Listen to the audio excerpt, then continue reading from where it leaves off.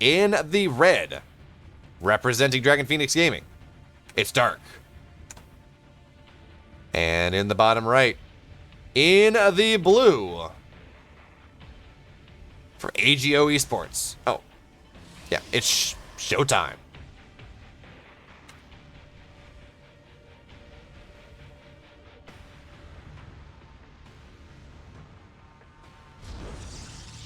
Sorry, excuse me.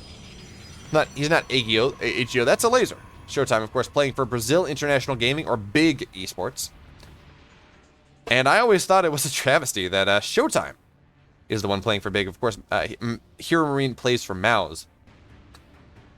But I always thought that, I do think that, well, Showtime should absolutely play for, what's the word? Showtime, or excuse me, Hero Marine should play for Big Esports and then just change his name to Gabe, so he could then be Big Gabe in actuality, not just in the memes.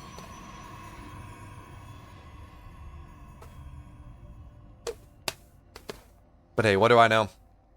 I'm just a commentator. And the Marines must have their hero. Protoss must have their wall. Europe must have its defender.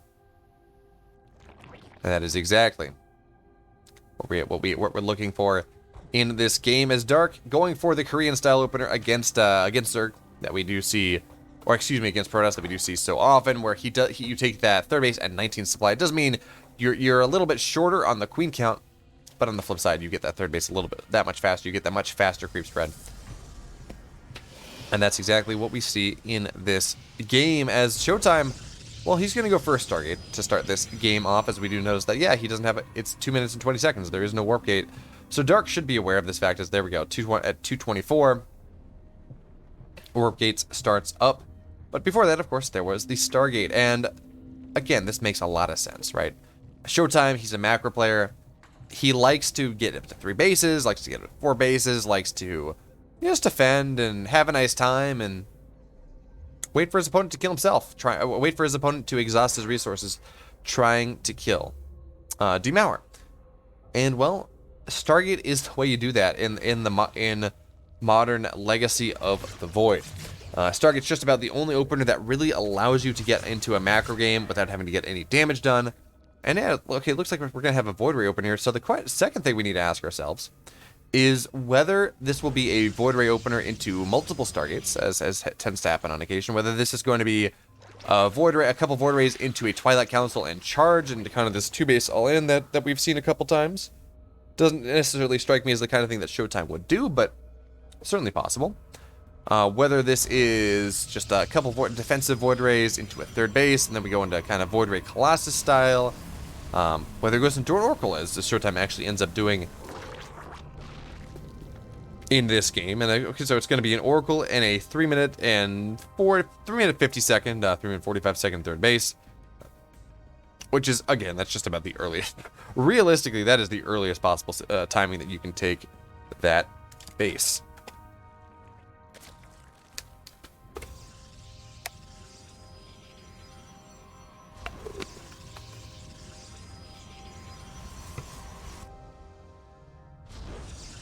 All right, there we go. This is the Skytoss style. This is, we should start to see some shield batteries go down soon, maybe some cannons, although there's no forge yet.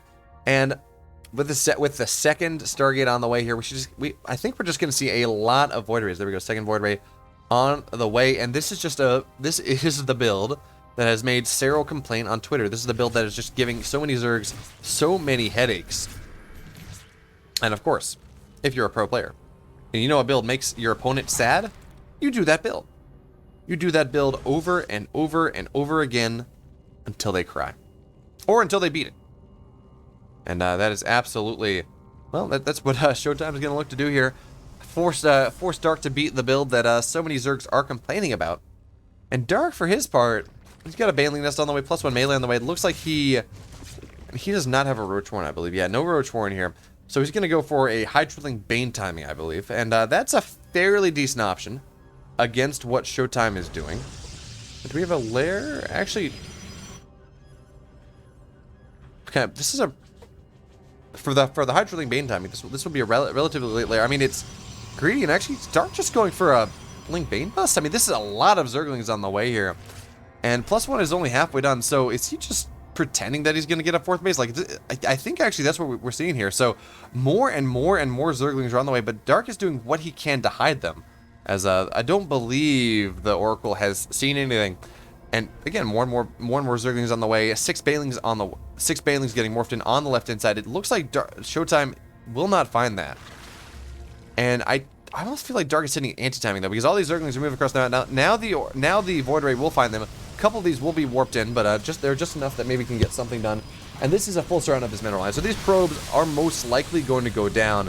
As we do have, there we go, the shield battery does go down here, the warp pins will go down, and this is a lot of Zerglings, but +1 is not done yet, and now we have the Zerglings flooding on in. This is a massive all-in. Now this will be a Baneling bust, but there are enough Void Rays here that I don't think this is gonna work. Yeah, Dark, he has a lair behind this. He's bailing out of this build. He says, no. This is not something that's gonna work here. As you gotta remember, of course, this attack hit before +1 was done. The Zerglings are hitting so much with so much less power than they were previously. And now Dark with a second evolution shaper on the way, +1 melee on the way here. He is bailing out of this tech, but he committed so much to this. He cut probes he cut drones for so long, and for what? He got 4 probes, 2 adepts. Ask anyone who plays this game, they will tell you that was not worth it in the slightest, and I will tend to agree.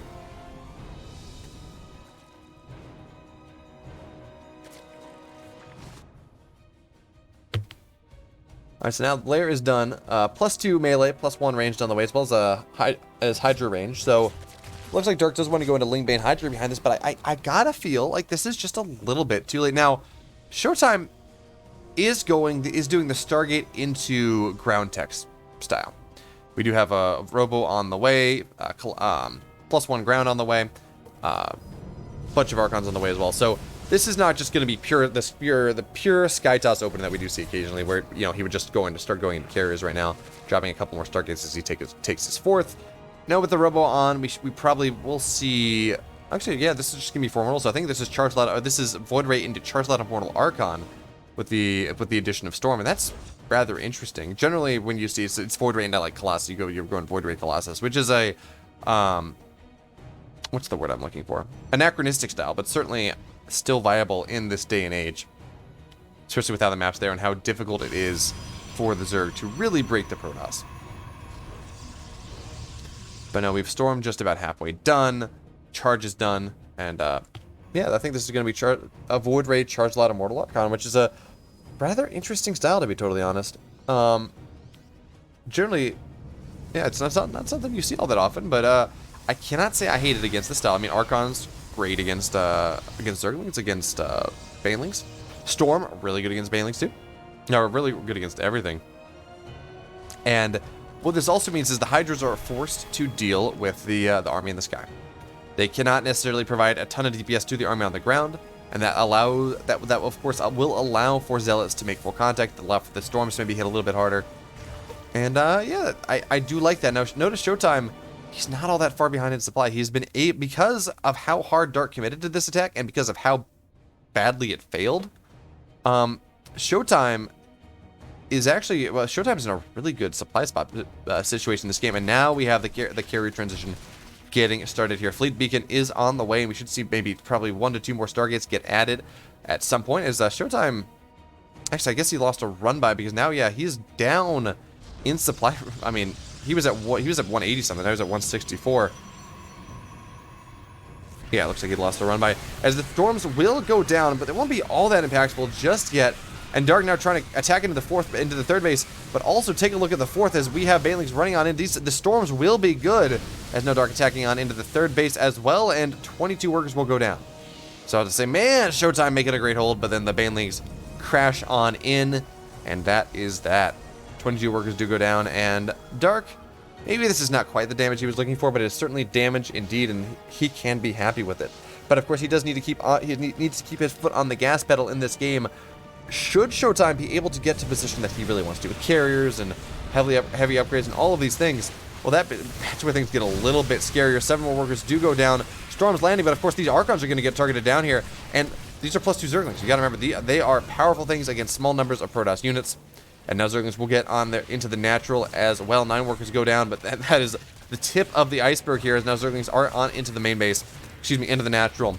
And with the photon cannon going down, Zerglings are just going to keep tracking things down as the third base is under fire as well. Dark's just really attacking everywhere at once as things are starting to fall apart for Showtime at every opportunity. Banelings looking to see if they can make some connections, but they will not be able to do so. Not on top of these High Templar, but 18, 19, 20 work. Well, maybe I'm getting ahead of myself a little. 18 workers will go down, but now we have a surround on top of all of these Archons. And again, any sort of trade that you can trade minerals for gas like this, that is a really nice move. But actually, all the Archons will survive. A really nice job there for Showtime. Microing the Archon back, make sure that it does not die. But now we have Carapace is done. Zergling attack, +3 attack is on the way, as well as Adrenal Glands. And Dark just seems really content to sit on this Hydroling Bane style. But oh, he's going for Ultralisks. That is rather interesting. Now the Void Rays, one Void Ray has died in this game. Oh, man, these oh, that stasis trap is going to be really good at. Really, the big usefulness of this force field of these Zerglings actually is it's a force field. It means that these storms potentially are going to be a whole lot better as things just really filter in through that small choke. But a storm will land on the left-hand side. No Hydras dying yet, but again, they're all going to get pretty bruised. But you got to remember, look on the right-hand side here. As more Zerglings will run in, but that is a lot of Archons. That is not a run-by that will ever work. But maybe with Ultras. Yeah.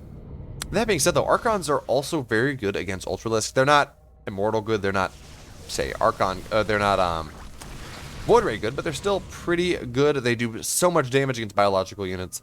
They're beefy boys. They take up a lot of space. So Ultras kind of, their pathing drips around them a little.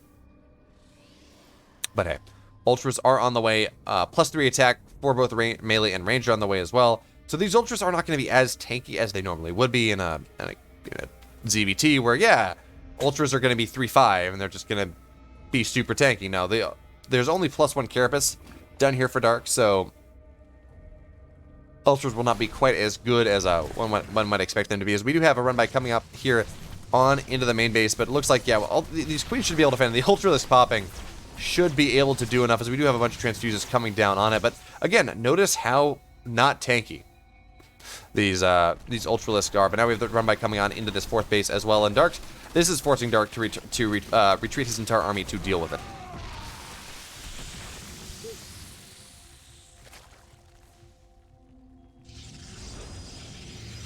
And now, interestingly enough, it does appear, yeah, Dark is going into Broodlords behind this, and this is I would have preferred to see Dark go into Broodlords immediately after Spire instead of doing this Ultralisk into Broodlord transition, because, well, Showtime, he now has time to get carriers up. He has +1 air attack on the way.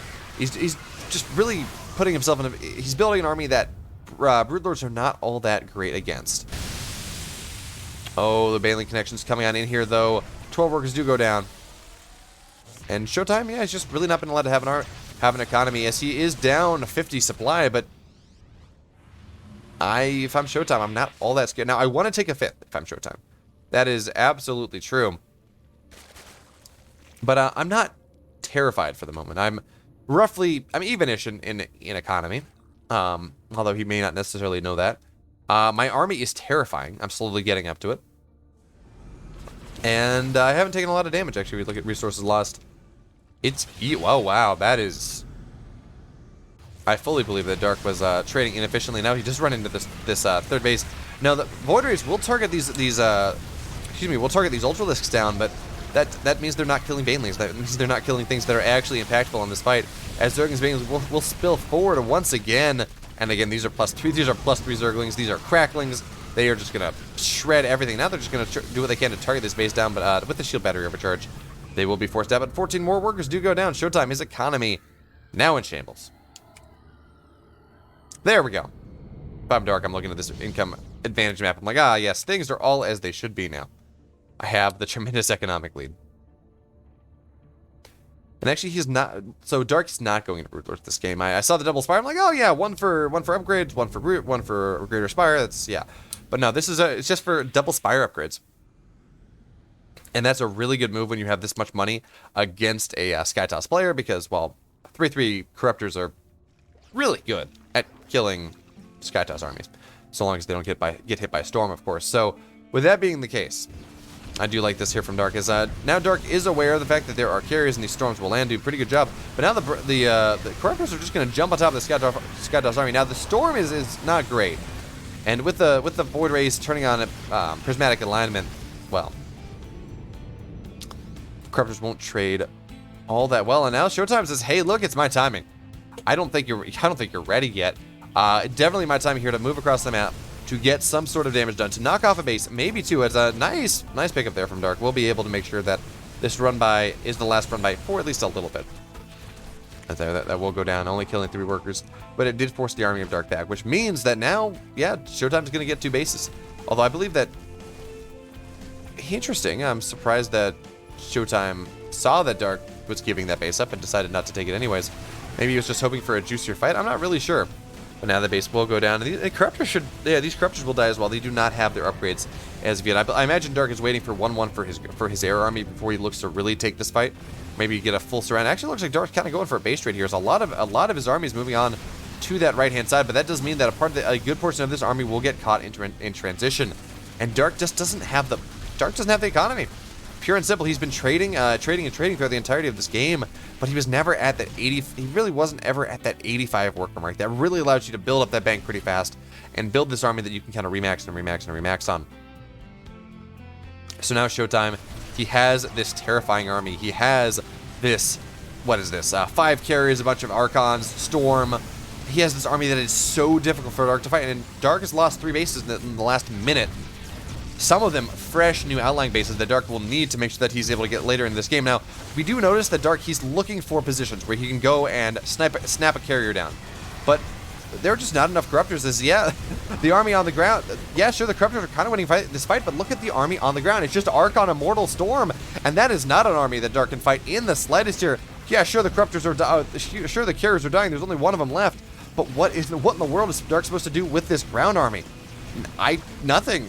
Really nothing he can do here. The storms will land, and the Archons and the charge lots and everything else, they are dominant here. Dark, his supply plummeting through the floor. Yes, he is up in supply for the moment, but look at this. 70 army supply to 36. This +3 ground army is just doing wonders. As Dark maybe just overcommitted to dealing with the Sky army just a little bit too much. The lack of spellcasters, I think, really is what did him in this game, and Showtime will absolutely take advantage of it here as he's knocked out the 3rd base already. Now coming, well, I guess the 4th base. Now he's knocking at the 3rd base's door.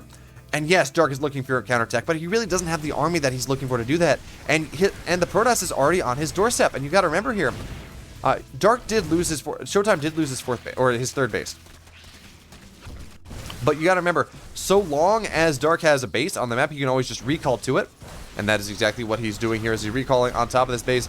And this is just enough that should be able to ward Dark's away. You gotta remember, this is Dark's entire army. There we have it. GG Showtime, in a tour de force, is going to take game number 1.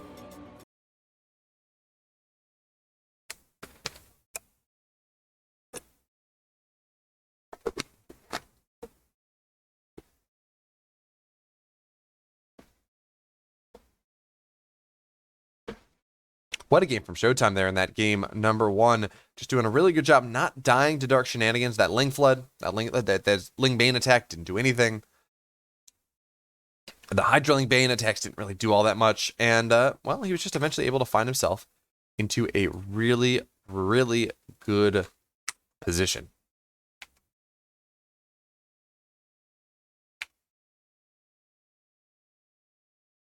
But we're loaded on into game number 2 now. So let's go. And here we are spawning in the bottom left. In the blue, up 1-0. In the blue, give it up for Demour, otherwise known as Showtime. And in the upper right, in the red for Dragon Phoenix Gaming, from Korea, the current world champion, give it up for Dark. So Dark went for something a little bit zany, a little bit crazy, a little bit kooky. In game number 1, it didn't really work out for him all that well.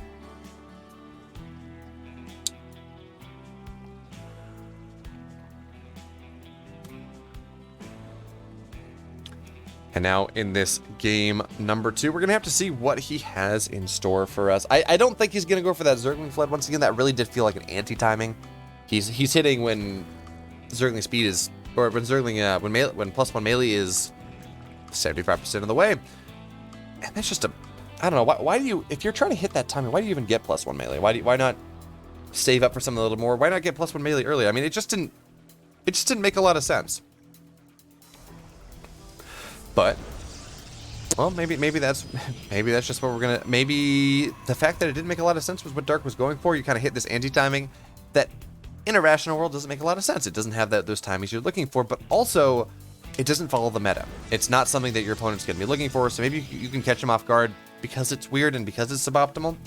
Sometimes you do see builds like that. I don't know if that's what Dark was going for, but anyway, he will go for this quick third base once again as we just kind of move on into things.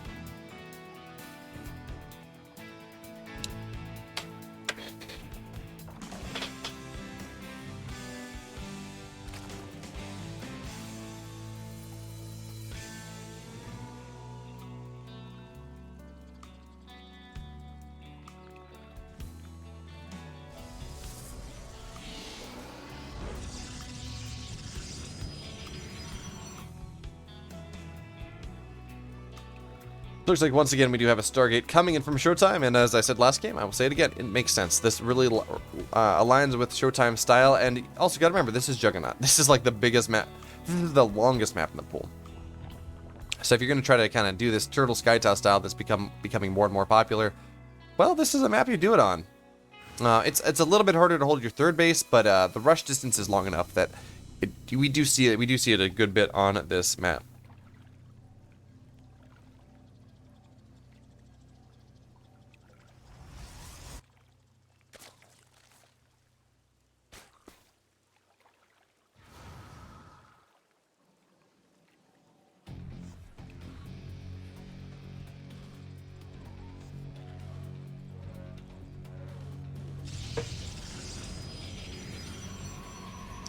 And now with the Void Ray on the way here from Showtime, I wonder what he's going to do. So he went with the Oracle last game, got a couple drones, but I mean, in modern StarCraft, if an Oracle gets 2 workers, it's good enough. Sometimes we see them get a lot more, but 9 times out of 10, it's just 2 or 3 workers and no big deal.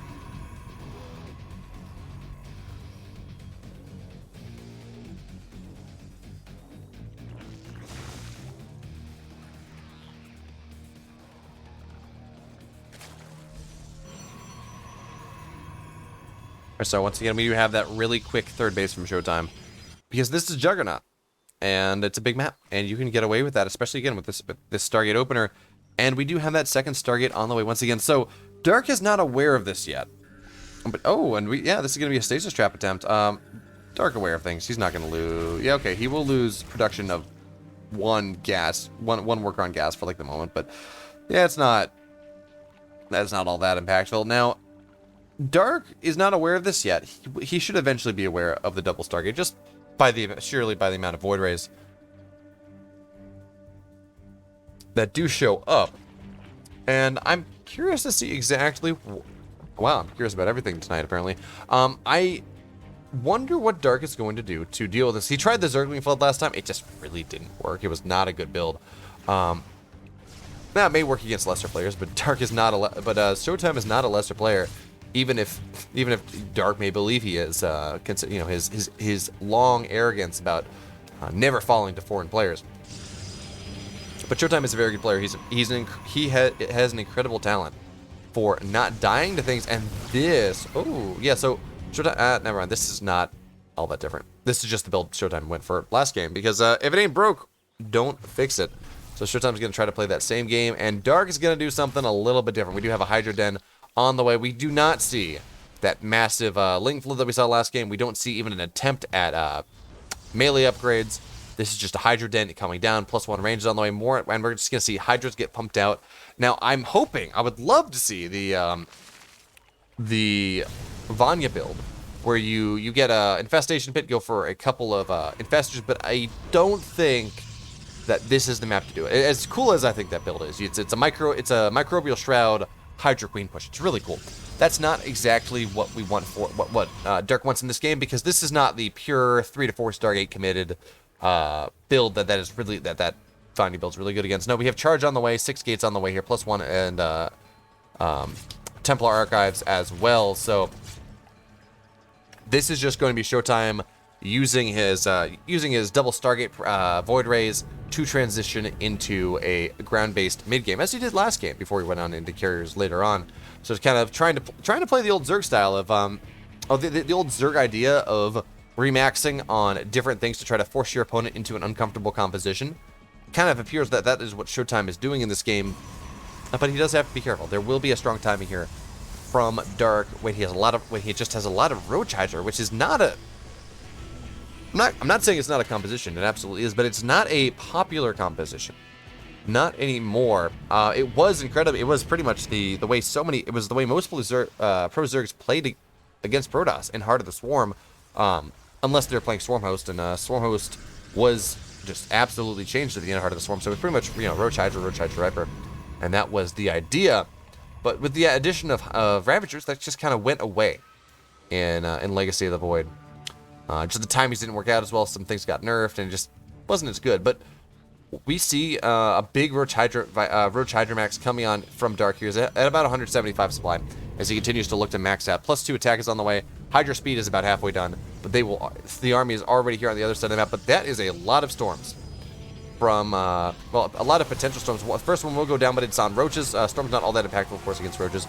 And now we have the surround coming on in here. Dark, he's looking for something. Now, that storm on the right-hand side will be really nice, but he's going to need more. He will absolutely need more storms. I would not be surprised to see him just cancel this 4th base, as Dark sitting here at just about actually almost exactly double the army supply of his opponent.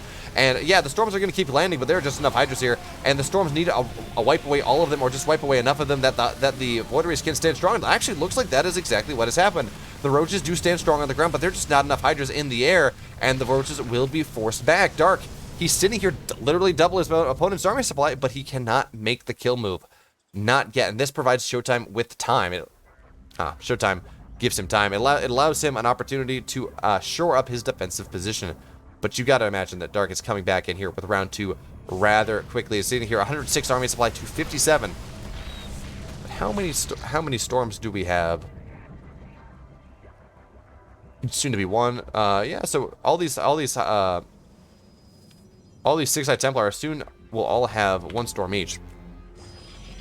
So that's 6 more storms that will have on the defense, and that's a bit scary. So the first one will land and actually be pretty good. But of course, the Hydras, all they got to do is the double storm. They're not going to be all that great. All the Hydras have to do is target these Void Rays down. But as these storms continue to land, well, the hold is looking better and better for Showtime. But as I say that, I mean more and more Hydras are piling on in, and there are just not enough storms anymore. It looks like all the High Templar were targeted down. This 4th base is not long for this world, as Dark is sitting here up 5 times the army supply of his opponent. He has smashed the army of Showtime. He has heard the wailing of Showtime's women. He has raised his buildings, and now Showtime consolidating his forces for one last attempt.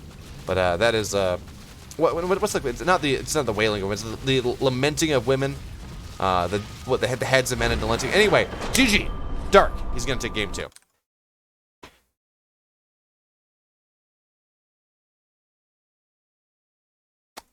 What is that quote?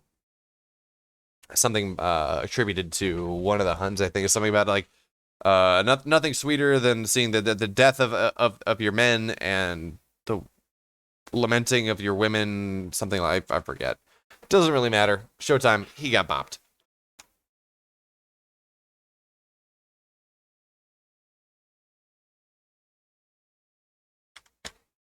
And now we have game number 3. Score side up 1-1. Let's go. And here we are, spawning in the bottom left. In the blue, representing Brazil International Gaming, it's Showtime.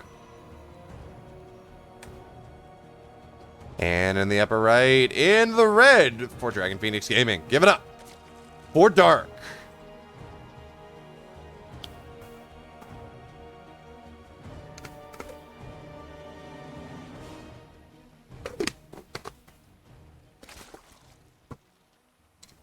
All right, so that worked out a whole lot better than it did in than the attempt did in game number, or excuse me, than whatever Dark was trying to do in game number 1, which realistically was kind of a jank build. It was good. It was an interesting idea, maybe catching his opponent off guard, but didn't really work out. And now, well, game 2, that Roach Hydra, that Roach Hydra max worked out really well, even if some storms landed very nicely. And we're gonna have to see where we do go. What is Dark's move to take victory here in game number 3? Does Showtime go for the same build 3 games in a row? These are all the questions that must be answered and more as we progress into this 3rd game in the series. So we look to see really who's going to take a dominant lead into the series. Showtime is absolutely in a position there to go up 2-0 and really take the reins of things. But Dark, no, he just struck back and said, no. I am Dark. I don't lose to foreigners. And, well, that is yet to be seen, as we do have potentially 3 more games in this series, including this one, before we have a victory, before we have a champion, and hopefully, well, hopefully they will continue to be amazing.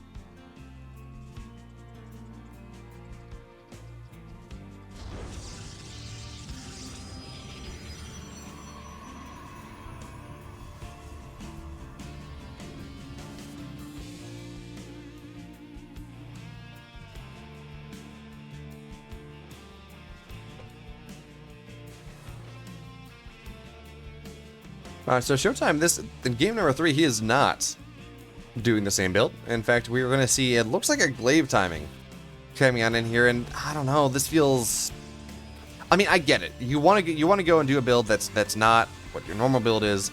You want to mix things up. Absolutely, that totally makes sense. But I feel like, first of all, when you're playing like Showtime, his strength is really not in his aggressive timings. I mean, he can do them absolutely, and he's won games with them. 100%. No, excuse me. Sorry about that. My mouse cord got caught. But anyway, he wins games with these, absolutely. But a player like Dark, who has innovated his own style to hold this, where you just get a lot of Zerglings and Ravagers. Dark, when you're running against a player that just understands how to hold what you're doing, or the build that you're going for so well that he kind of has his own hold for it. And you're not really an aggressive player that does this build all that much. I don't know. I would love to say I'm really confident in Showtime's going to win this game, but I don't know. I think Dark's just going to bop this. That being said, the game is not. I've not seen this game, so this is just my conjecture based off what I know about the players and how they play. But Dark should be aware that this is an adept timing. Now, I don't know. I don't remember if he saw the. Did he? Yeah, he has not seen anything in this main base, but he saw the adepts. He saw the Warp Prism, and that is just about all he needs to know. It's there we have Zerglings on the way. We have the requisite 3 roaches, and of course they should turn into Ravagers. And the whole goal here is you surround the adepts. You drop biles on their heads, and that is that. And this is not like one of the... Here we go. Ravagers are on the way. So this is not like one of those games... I've seen Dark lose to this, where he gets supply blocked with the Scouting Overlord res that happens. And actually, so... This... Yeah, I like this a little bit more from Showtime. This is not just the Zest build. This is not just the pure glaive attack that you've seen so often. No, this is the Zhone... the Zhone way of playing, where there's going to be disruptors out of this. And that is a pretty cool way to play. So adepts will shade in immediately and then not get anything done. But... the incentive, the imperative to get damage done with the adepts alone is not as high as it is in the pure adept build, in the pure glaive build, because, well, you have disruptors. You have this alternate. You have this opportunity to get damage done on not just the glaives, and it allows you to really punish an opponent who goes and says, "Ah, yes, my opponent went for glaives and didn't get anything done, and now I'm just going to go kill him." And now actually, yeah, well, that may happen anyways, as all of these Adepts are getting found and getting surrounded, and they should just all go down, and that's going to be an incredible trade for Dark here, as, yeah, sure, the Adepts tried to leave, but that was an attempt, not a success. And you also got to remember that, yes, there are disruptors here, and they can absolutely get something done, but it's a lot of I mean, yes, they will do well against the Ravagers, absolutely, but it's a lot of oh, really nice catch there on the Adepts, nice Biles. So Disruptor Shot will go in now, and then we'll get one Ravager, but you gotta remember, this is a lot of Zerglings. Zerglings can dodge, can dodge Disruptor Shots really well, as these Adept Warpins are really not going to accomplish a whole lot. And yeah, it looks like Dark's really not going to be able to get the kill on this. Actually, with the Biles, no, Dark will be able to stay around, and it's just going to rely on some Disrupt, and Showtime's going to have to rely on some Disruptor Shots for that to happen, as those Disruptor Shots will get another Ravager.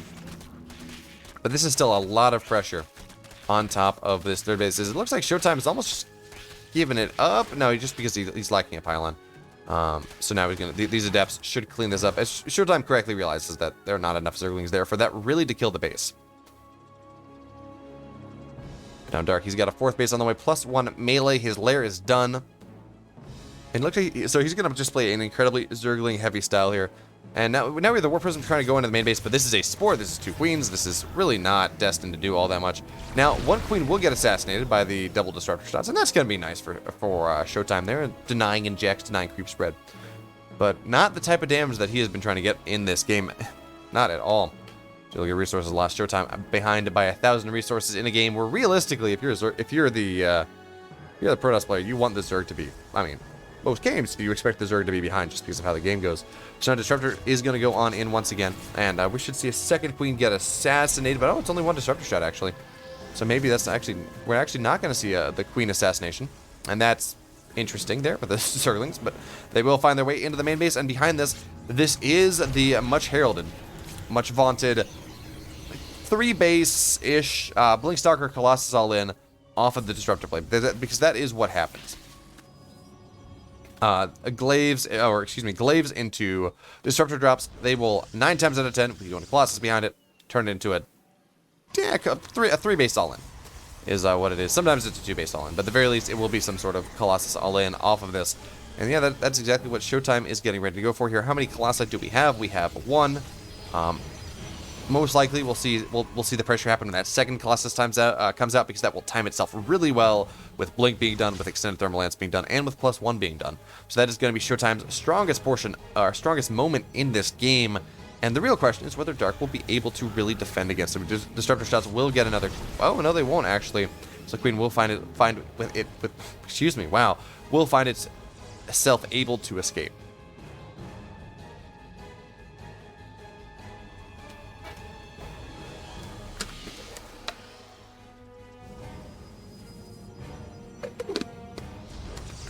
Alright, so it looks like Dark is going into a hive behind this. This makes sense. Vipers are, of course, the ultimate counter to this army that Showtime is building. But you gotta remember, Vipers will not be ready anytime soon to deal with this this all-in from Showtime coming on in. So Dark's just gonna have to hold with what he's got. 24 Banelings on the way. Do we have it? We do have Baneling speed done, and now we have a Strong coming on in here before Showtime's really allowed to get what he wants, and those Biles will land really well, actually, so Showtime already taking maybe not the best trade, but the Queen will go down, and Queens are such a linchpin of this defense. Now, the force fields on the right-hand side will be really nice, but Biles will go down and take them out. Banelings are connecting on top of everything, on getting on top of all of these Colossi, and their Colossus will not go down yet, but they are running out of hit points rather significantly. One of the Disruptors will go down as well as this Immortal. This is a great start to the hold here from Dark, but you gotta remember, Showtime, he still has 2 Colossi. He still has a lot of +1 Blink Stalkers. It's still not easy here for Dark, as he's setting up a full surround once again, as that we do have the army coming in from the right-hand side, but this is a lot of Blink Stalkers at this point. And the Biles will go down. We'll miss the War Prism, but 1 Colossus will go down. 1 Colossus is not nearly as impactful as 2, and now the Colossus has been forced to get picked up. So there we have the Colossus actually will get targeted down, as well as the War Prism. So now all it takes is for Dark, for his resupply to come on in here, get on top of things. Yes, Showtime will blink for his life, blink for his advantage in this series, but it does not look like it will be. It doesn't look like it will be enough as we look at this spot. Look at how much is reinforcing. Yes, Showtime has more for the moment. But look at this, 18 more Zerglings on the way, 4, 5, 6, 7 more Roaches, as Dark is ahead, still ahead in supply. Now Dark maybe doesn't have to take this fight right now, but he is winning it regardless, just off of his resupply. And now SHOWTIME, yes, he will get the 5th base, but SHOWTIME's on 3 bases, Dark is on 4, and more importantly than that, the tech of the Blue Protoss player has been absolutely reset, as we have a full surround coming on in here on this last vestiges of the army of SHOWTIME, and GG. SHOWTIME will be forced to tap out. And Dark, he's got a 2-1 lead. So we're moving into match point. 4th map of the day, or 4th map of the series, excuse me, will be on Romanticide. Wow, I need to stop sitting so low. There we go. Posture, please, caster. Fourth match of the day, of course, will be on Romanticide. So we get on, loaded up, and ready to go. And here we are, spawning in the bottom right. In the blue, his tournament life on the line for Brazil International Gaming. It's SHOWTIME. And in the upper left, as my game appears to be bugged out. This is really weird. Anyway, in the left, in the red, representing Dragon Phoenix Gaming, it's Dark.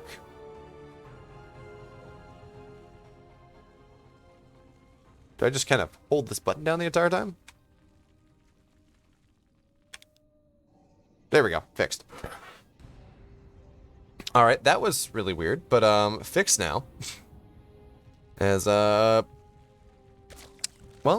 what are we gonna see here? This is so Romanticide. It does provide the opportunity for some relatively defensive play. The 3 bases are rather free. It's kind of the 4th base, not as much. But Dark, you know, he's gonna be able to get creep out around there. Then it's no big deal. SHOWTIME may struggle to take that 4th a little bit more, but I would expect him to, if he's going to do that, maybe play a little bit more of a just defensive 3-base style. But that's not going to say that SHOWTIME can't go for something aggressive. Dark can't go for something aggressive. This game could very well end in 5 minutes. And you know, I would not be surprised to see something more on the aggressive side from our red Zerg player, because he's up 2-1. He has a game to give. He can absolutely go and make something happen.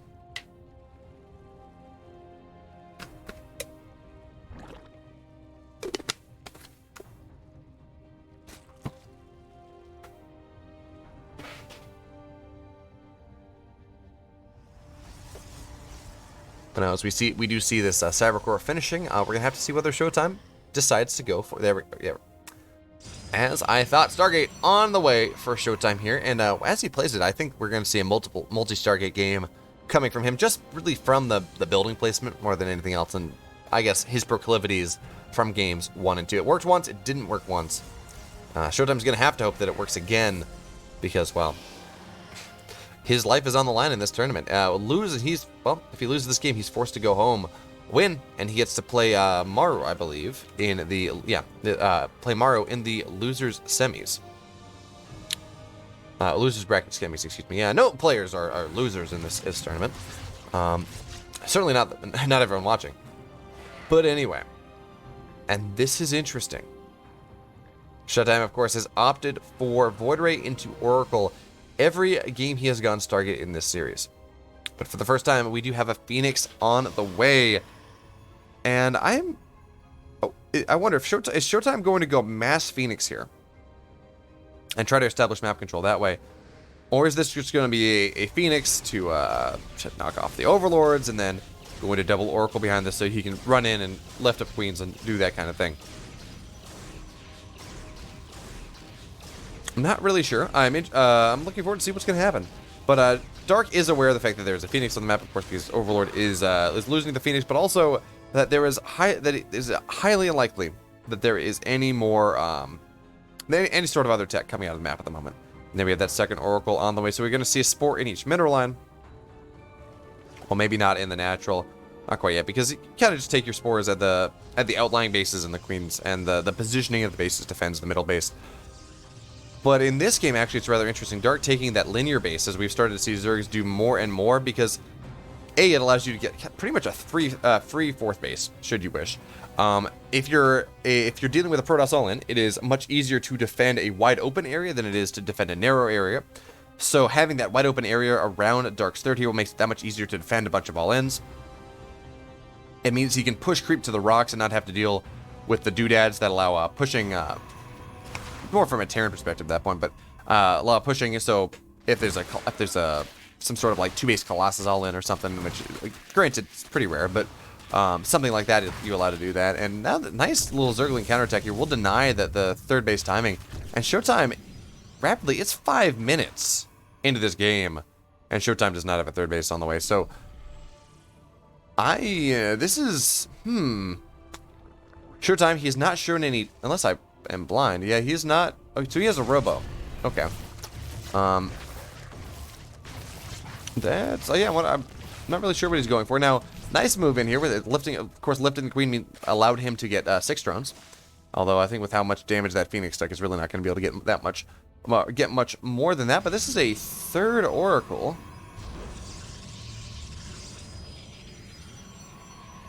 So we do have a robo, but it's only on 2 gateways, and I guess this was just a Showtime accepting being behind. But now the Zerglings will manage to punch through, but of course with the pylon there, not really going to be able to get a whole lot done, and outside of forcing the Oracle back. So again, that's something. You have a little less pressure on the map. You're not forced to. You don't have to worry about defending your mineral lines as much. A little bit of bigger sense of safety coming from our red Protoss player, or red Zerg player, excuse me. As now he's taking his 4th. Roach Warren is coming down. +1 is on the way. And so we have a couple more gateways. Our Nexus is just about done, but this is a late Nexus. This is a 6-minute. This is a Nexus finishing at 6 minutes. And you might say, sometimes that's fine. But this is not a build that is a delayed Nexus to allow for pressure. This is a 3 Oracle, 1 Phoenix build that had the Nexus delayed. So Dark is absolutely in a good position this game, as he has an Infestation Pit on the way, has a Hydra Den on the way. It looks like he wants to go into really quick Lurker Tech in this game, and I can't say I blame him. As it looks like Showtime is not really committing to a Sky Protoss style, at least at this point. So getting quick Lurkers is just going to be a really good deal in terms of dealing with ground armies. Lurkers just shred most Zerg ground armies. Yeah, that queen, well, trying to assassinate one of its sisters, and Dark will notice and say, "Hey, got it off." That's not nice. There we go. We have a hive on the way. +1 is just about done. The Oracles will run on in now, and well, that is just there is the Spore is not defending that part of the mineral line. So 10, 11, 12 workers will go down, and this is one of the benefits of just keeping all your Oracles alive. You can run on in and say, "Hey, you don't have the defense. You're just you." It's one of those things that's just unexpected. You don't expect 3 Oracles to run on into your base at 7 minutes into a game and do a bunch of damage. So Dark will be forced to rebuild his economy, and that just buys Showtime more time. It allows him to get a 4th base up. Allows him to wait for Storm to finish. Allows him to wait for Charge to finish. Allows him to get more and more gateways so he can actually produce an army that he's looking for. All of these things mean that the eventual timing of Dark is maybe just a little bit weaker than it would necessarily be. But now we do have the Lurker Den on the way. Hive is mostly done. And that nice target fire from Dark with the Spore and the Queens. We'll be able to remove one of these Oracles, and that just makes this run by a little bit less powerful, but still good. And Showtime absolutely needs to, I should say once, he can always rebuild it, but he wants to keep these Oracles alive, because Oracles, of course, are the best way of dealing with Lurker timings. You can get an Observer, absolutely, but any competent Zerg will go in with a bunch of Overseers and just target down all the Observers on the map, and suddenly you can't deal with the Lurkers. So Oracles that just give persistent vision whether or not they're alive that's just so much better to deal with this this quick Lurker strat that Dark is going for. So I do like the fact that that Showtime does have a couple, as he is getting ready to move into Sky Toss behind this. We're at 9 minutes. He has a 4th base. He has 8 gas. So it's time for the Fleet Bacon. It's time for the second or third Stargate, and I just have to see what he goes for here. I imagine it's just straight to carriers. I don't think this is going to be a Void Ray intermediary, and it's some sort of Tempest don't make sense.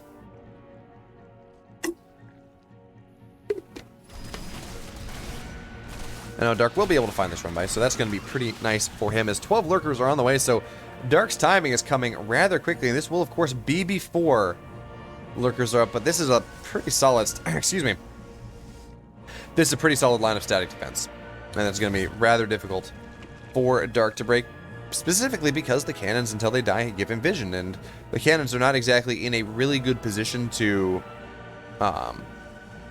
be targeted down in the line or something, so the lurkers will struggle just a little bit, but it looks like Dark not interested in attacking into the fourth base from that location. And I do like this decision. You know, he's just going to tear down the rocks and maybe try to wedge himself between the third base and the fourth. And I do like that a little bit more. Now, of course, seismic spines are not done, so this army is not quite as scary to Showtime as it will be in just another 45 seconds.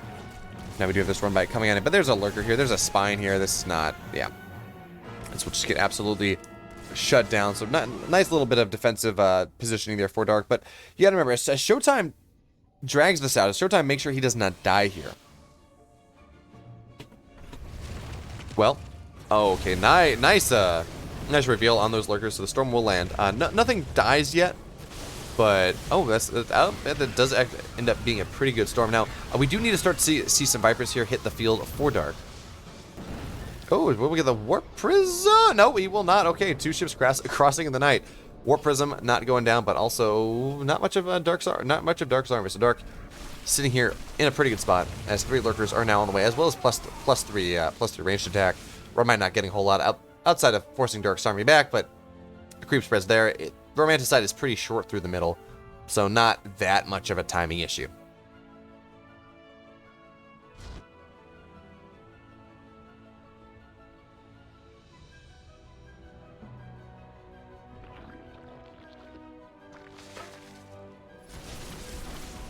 Alright, so now we have a Zealot run by coming on into the third base. And again, what this is doing, yeah, if he can get crippling economic damage, more is the better. Even just a little bit of economic damage, that's nice. But Showtime, the whole point of this, he's throwing minerals away. As actually, he's a better economy than Dark at the moment. Take a look at that. Oh, yeah, those, nope, that's not going to get anything done. Anyway, he's throwing minerals away, and he's throwing supply away, which he can absolutely afford to do, to make sure that he has time to get to the army that he's looking for. We do have a Robo Bay on the way. I believe actually this is most likely for Warp Prism and Observer Speed, more than getting disruptors or Colossi. Although he could get disruptors for the lurkers. Although again, disruptors with seismic spines and Vipers on the way. Disruptors are not as good against lurkers as they were once considered to be. But now we do have, of course, both players settling in for a long winter's nap, as these stasis traps will just prevent all of this aggression from coming on in by Dark, and Showtime will have plenty of time to respond. But Dark, he is well aware of the situation that he's in. He knows that this game is going for another 20 minutes, another 30 minutes, another hour, whatever, how long it's going to take. Double Spire on the way, Neuroparasite on the way. He just says, you know, I'm going to round out my tech, I'm going to take the map, I'm going to build a bank. And generally, you might say, hey, failed. It isn't conventional wisdom that you kind of don't want a bank. You just max out as quick as possible, and then you just, as soon as you're starting to build a bank, you want to start trading. Well, yes and no. In a game like this, you need to get yourself into a tech position, in terms of upgrades and units and army composition, all of those things that are going to put you in good stead to fight your opponent. And yes, that does mean siphoning off little bits of trades here or there, but it does not mean forcing your opponent to fight into you. It does not mean giving away units for free. It does not mean anything like it. Just means, yeah, if you got a bunch of roaches that are really not going to be all that useful anymore, send them across the map and use them to try to harass, things like that. As now we do have the army of Showtime trying to get on in, but this is not a position you can attack into. Now the storms are going to be decent, as that fungal is not. Actually, yeah, the fungal is going to be really good, as the Immortal will just get targeted down. Great trades there from Dark, and Showtime really not in a good position to take this fight. I do not like attacking into this position whatsoever. I wouldn't mind seeing, we talked about Tempest earlier, I think now is the point where Tempest start to make a little bit more sense. Yes, you do get tectonic destabilizers, and then you're able to really start taking down the static defense that Dark has. But we're not there yet. Although +3 air attack is on the way, this is a really powerful Skytoss army, and Dark really doesn't have the anti-air in terms of actual units, in terms of mobile units that he's looking for at the moment. But he does have a lot of static defense. He does have a lot of spores. He has the Vipers, and he can abduct and do all those things. But it looks like we have a nice Storm Drop coming in here. It's funny, I was talking to someone the other day. I'm like, why don't we have Storm Drops anymore? And the response was, well, the energy can be better used elsewhere. It's expensive. It doesn't really make sense. But if you already have the tech and you just have a lot of storms, it does make a lot of sense to just kind of drop a couple of them off and kill off 7 workers. Absolutely. So, nice use of the Microbial Shroud, of course. Microbial Shroud is very much a storm here button. As we do see Showtime, it's like, that fuzzy, dirty cloud. Let's drop storms on it.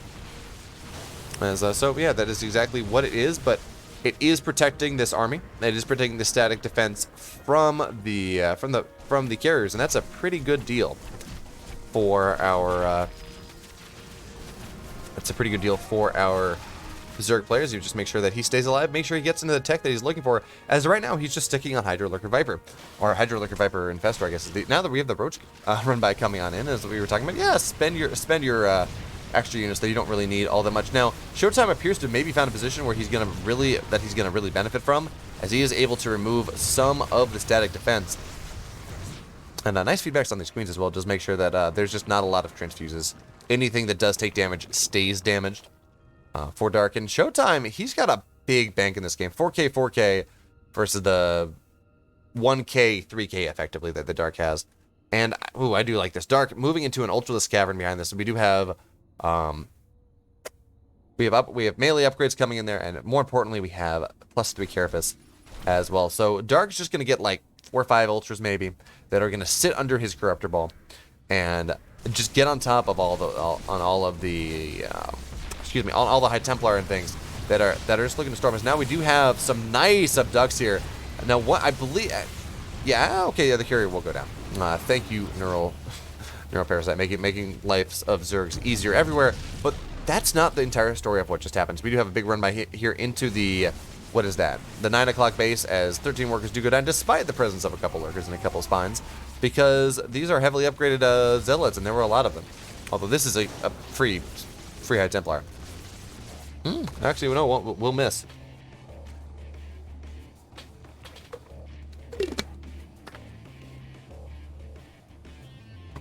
Secret Agent Templar.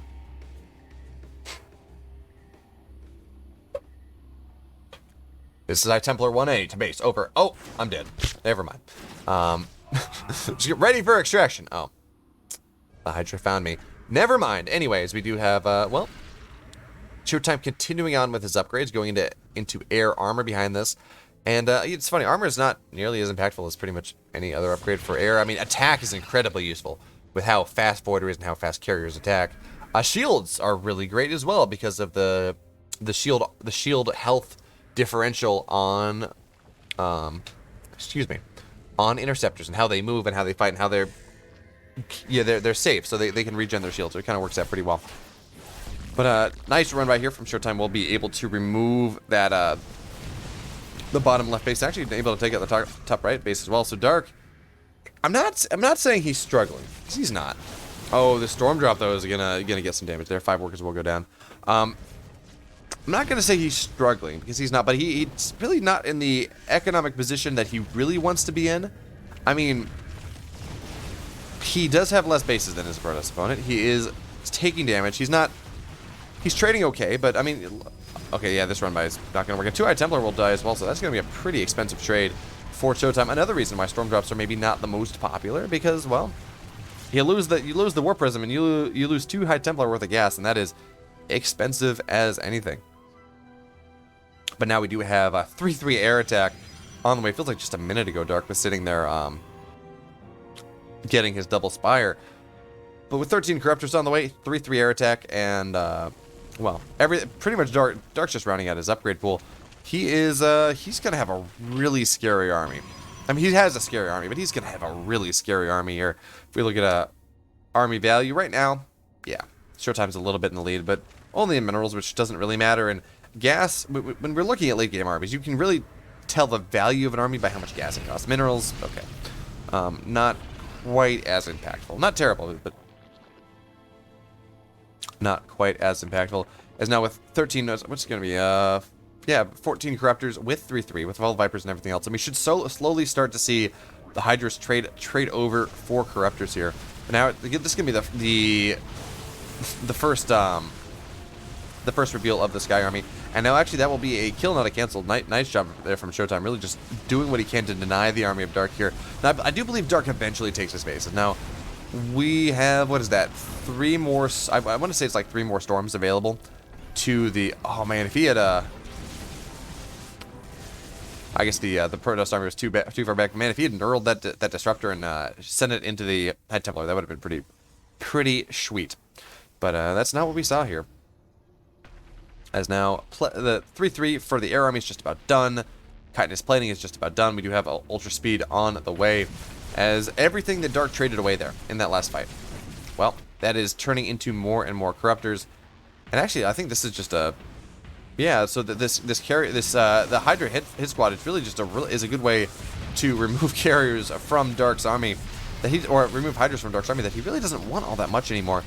And yeah, also it will force a recall. We'll force a decent amount of Showtime's army back, which allows Dark to maybe get into the top right, get on top of the top right base. At the very least, it allows him to stabilize on the middle 12 o'clock base, really add that base to his economy, and push himself later into the game. And I mean, look at resources lost. Showtime has actually lost about 3,000 more resources in this game. He's not trading nearly as nice. So yeah, Showtime, it does have a better economy for the moment, but eventually, when Dark is able to establish his 2 12 o'clock bases and get the bottom left base, well, it's good. It's not going to be as good for Showtime. And it's funny I talk about this like this because, well, it seems like 9 times out of 10 I am talking about the player that is not the Zerg player, and how the Zerg really needs to kill his opponent before his opponent gets to an even amount of bases, because he's been trading 3, 5, 7,000 resources resources less than his more than his opponent. So if the economy gets there, you know, that's going to be a problem. But that's the story Dark's been telling this game. So that's pretty uncommon. But now Showtime finding his way to the right-hand side of the map, as we do have a Greater Spire on the way. We do not have Tectonic Destabilizers, but we do have a decent amount of Tempest. I would like to see Tectonic Destabilizers on the way.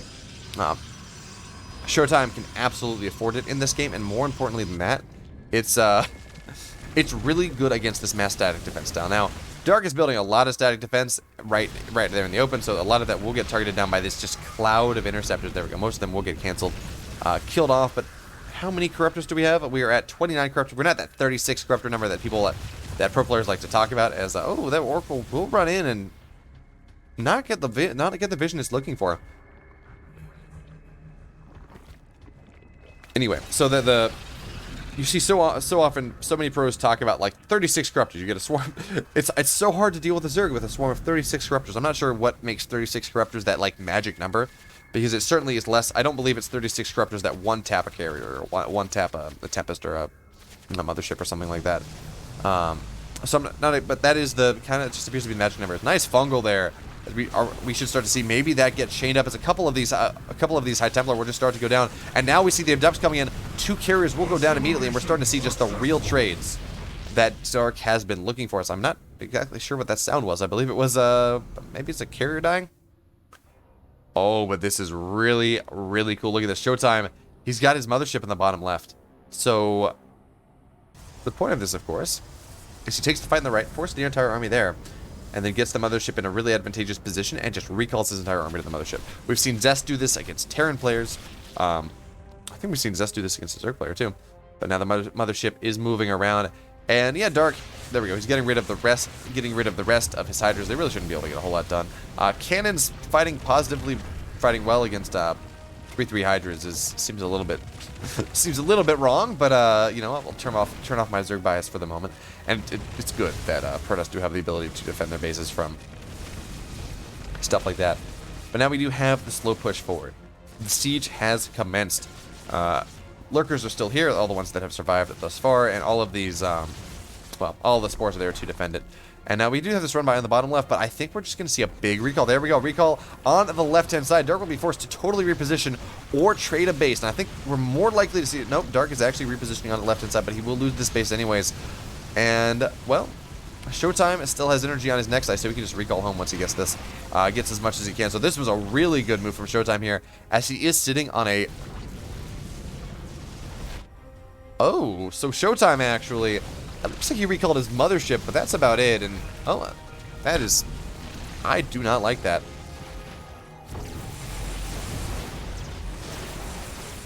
Wait. How did that happen? So, mothership recalled the units to the left-hand side. Successful. That makes sense. Oh, there's a bunch of observers. We'll get on poor observers. How did the mothership get to that right-hand base after it recalled without using a base's recall? But because then the base recalled after the base was Showtime took the base out. But that's a long cooldown on the Nexus recall has a long cooldown. That was not the mothership wasn't recalled, so I'm not exactly sure how the mothership got over there that fast. Maybe it just ran away to the other side of the map and I just wasn't paying attention, but that's weird. But now we have Showtime taking every base but one that is his on this side of the map, and they're all starting to run out. They are all starting to run out of resources. Even the upper right base, which is the most recent base that Showtime has took, is only has efficiency for 12 probes mining, as we do see. Some probes are now getting sacrificed for the greater good. As Showtime just looks to increase his army supply. Dark is already there at 155 army supply. So what is that? 38 Corruptors, 4 Ultralisks, 8 Lurkers, 4 Infestors, 3 Vipers, and a Queen. Maybe I would like to see a couple more Queens, but not really necessary. As the Ultralisk Kiss Squad coming on the bottom left. It's always kind of funny seeing how fast Ultras attack sometimes. You feel like they're just kind of slow and ponderous, and then those Kaiser Blades go chomping, and it doesn't really matter. Now, these Ultras will be forced to run away, because we have Dark Templar, and Dark Templar do kill everything. Although, funnily enough, 3/3 Thors do more DPS than a Dark Templar does, which is not something you would expect. So now Ultra's re-entering once again, and these Archons should not survive to Archonhood. But of course, that's not the only thing happening in this game, as well, Dark, he's laying siege to the bottom right, so it looks like he may get a pretty good trade here. Knock off 2 bases for the price of 1, but no, with the Void Rays here, these are +3 Void Rays. They are just going to absolutely shred the Ultras. Ultras are going down. And they will, yeah. 28 probes do die, though, so maybe, I don't know, maybe Showtime's happier. I mean, he's at 12,000 minerals. He doesn't exactly need to, mine minerals or gas. I mean, he will maybe eventually, but he's actually just running out of places to mine, realistically, as he... So it looks like he did decide to go back up to 41 workers. Going down into the 30s is maybe a little bit too low for him at this stage in the game. But now, of course, this is a big circular run by onto the left-hand side, and this static defense that is going up, it should just get all targeted down, and that does mean that recall will be forced once again, which means these Lurkers should be able to take out this 12 o'clock base. Where are our Corruptors? Yeah, okay, our Corruptors are on the left-hand side, so we're not going to see Corruptor goo going down, but certainly the Lurkers are getting a good job done, and Dark will be able to cycle around to the right-hand side faster than his opponents. We track his position on the mini-map here. And once again, we see the run-by coming. This time, there is a little bit more static defense done, and Dark's just doing a really good job of forcing Dark to, forcing Showtime. Dark's doing a really good job of forcing Showtime to make difficult decisions about where he places his units. As now we have a really big fight coming on in here. Storms will go down, but now with the Neural Parasites coming on in, so much is getting targeted down here. Tempests are just killing everything, and Dark actually... I'm looking at that, I'm like, man, Dark took such a good fight. But then I look at the supplies afterwards and realize that Dark did not take such a good fight.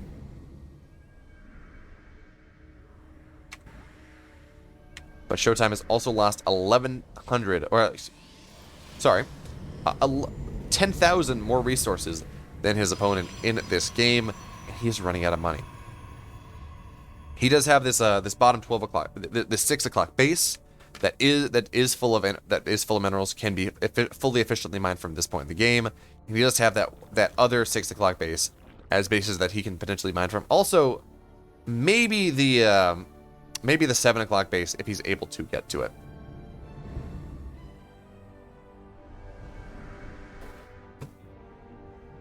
It appears that this game has gone so long that the extension that I don't know how to use, but the Shopify battle report looks like it has lost its ability to track things. So that's pretty cool. I am so excited to see that extension, to be able to use that extension in real life. I think they said they would release it sometime early January. So that's going to be a pretty fun thing to be able to add to my own personal casts and things like that. But now, of course, we do have, looks like, so Tectonic Destabilizers is now done. It was researched at some point. And Showtime is beginning his siege. As the storm does go down, but again, storm doesn't do damage to buildings. So now it is time. Dark's going to take his engagement here. And yes, he will eat a storm, will eat a second storm, but the fungal is going to go down, and we should see a parasitic bomb going on top of things now. Oh, the fungal's going to get chained. It will on the right-hand side, where the parasitic bombs are, and so much damage is being done here to the Sky Armada. And yes, Dark didn't take a great fight last time, but this is absolutely a good fight now. The Corruptors cannot eat too many storms like this, so they will be forced to back up. But look at this, suddenly the banks are equalizing, and Showtime's running out of gas more than anything else. As, yeah, he's mining off of one gas. 156 gas a minute.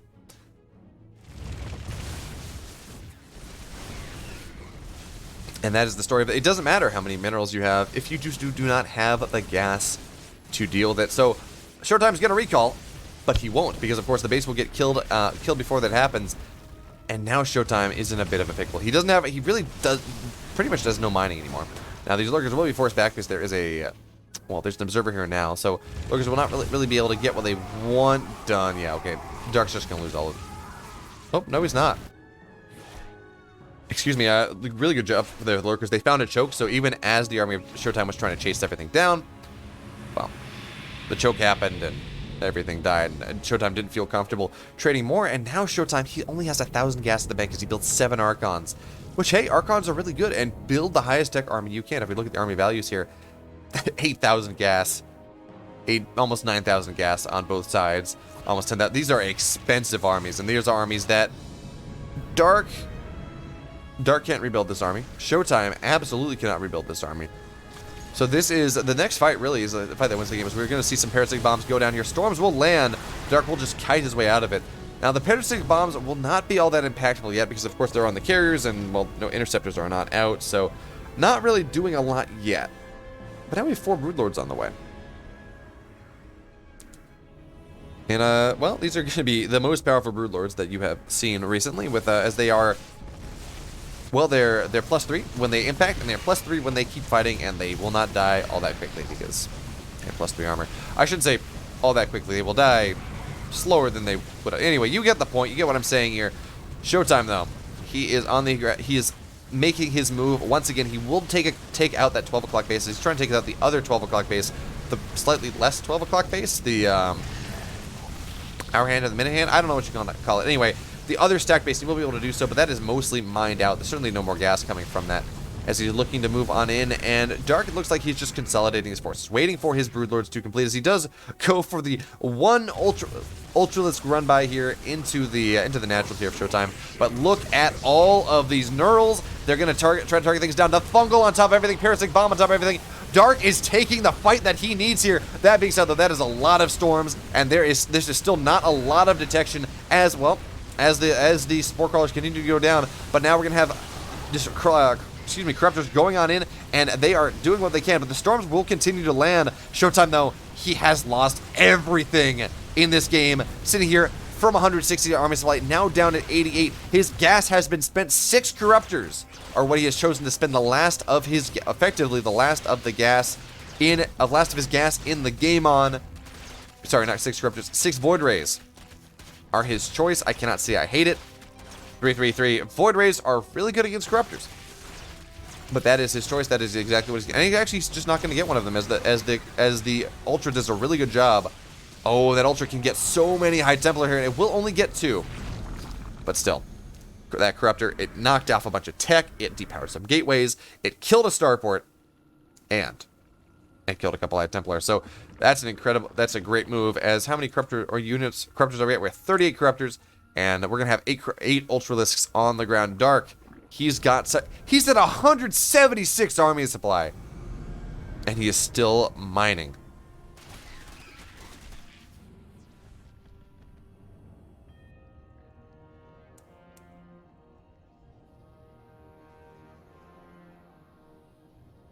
Alright, so we do have Showtime here attempting to take back the upper right-hand base. Once again, a base that really does not have a lot of resources in it.